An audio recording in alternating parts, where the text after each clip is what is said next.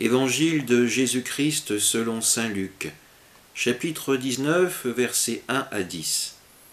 En ce temps-là, entré dans la ville de Jéricho, Jésus la traversait. Or il y avait un homme du nom de Zachée. Il était le chef des collecteurs d'impôts, et c'était quelqu'un de riche. Il cherchait à voir qui était Jésus, mais il ne le pouvait pas à cause de la foule, car il était de petite taille. Il courut donc en avant et grimpa sur un sycomore pour voir Jésus qui allait passer par là. Arrivé à cet endroit, Jésus leva les yeux et lui dit « Zachée, descends vite.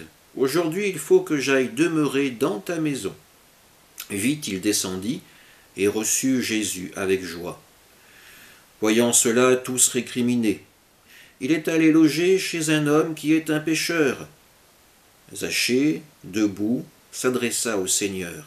« Voici, Seigneur, je fais don aux pauvres de la moitié de mes biens, et si j'ai fait du tort à quelqu'un, je vais lui rendre 4 fois plus. » Alors Jésus dit à son sujet, « Aujourd'hui le salut est arrivé pour cette maison, car lui aussi est un fils d'Abraham. En effet, le Fils de l'homme est venu chercher et sauver ceux qui étaient perdus. » Jésus est enfin arrivé à Jéricho.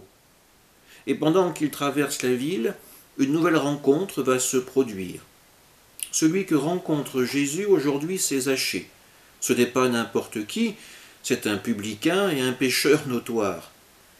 Par son activité de collecteur de taxes, il est devenu riche, mais aussi un paria pour ses concitoyens. En effet, ces taxes, il les collecte pour l'occupant romain, et en les réclamant, il se prend également une jolie commission. La rencontre est comme hier, gênée par la foule. Aujourd'hui, elle bloque la vue de Zachée, qui est de petite taille.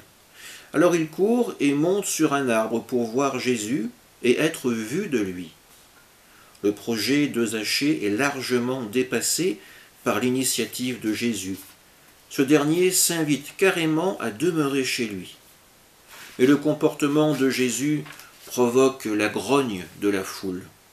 Alors Zachée va réagir, et cette réaction, elle porte sur l'argent. Il annonce à Jésus qu'il va donner aux pauvres la moitié de ce qu'il possède. Il suit ainsi ce que pouvaient prêcher des hommes comme Jean le Baptiste. Et ensuite, sur le restant, il rendra au quadruple celui qui aurait été lésé. La conversion de Zachée est totale. Jésus, prenant la parole, l'annonce. Le salut est arrivé sur la maison de Zachée. Il n'est plus ce juif rejeté derrière la foule, seul sur son arbre. Il fait à présent partie du peuple élu, il est bien un fils d'Abraham.